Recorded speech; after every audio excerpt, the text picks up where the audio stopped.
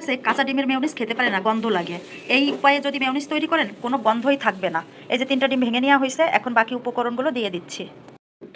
ডিমের পর এখন দিয়ে দিচ্ছি 10টা গোলমরিচ, 5 কোয়ার মতো রসুন, 4-5টা শুকনো মরিচ, 1 ফালি লেবু, লেবুর রস, স্বাদমতো লবণ, স্বাদমতো চিনি, 2 টেবিল চামচ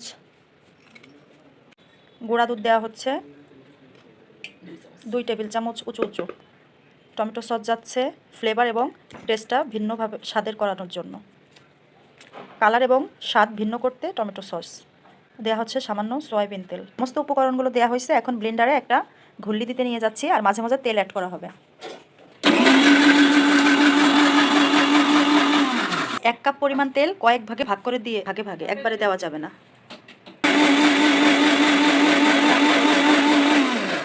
এবার আবার তেল দেওয়া হবে। খোলো দেখি কেমন হলো। Perfect, yes mayonnaise. এখন বাটিতে ঢেলে পরিবেশন করে দেখাবো। ঢালো বাটিতে। এই দেখেন মেয়োনিজটা কত সুন্দর পারফেক্ট হয়েছে। যে যেরকম থিকনেস রাখে, মানে ঘনত্ব একদম পারফেক্ট, যে কোনো খাবারের সাথে খাওয়ার জন্য প্রস্তুত। কি সুন্দর হয়েছে বলেন তো, অনেক মজাদার হয়েছে।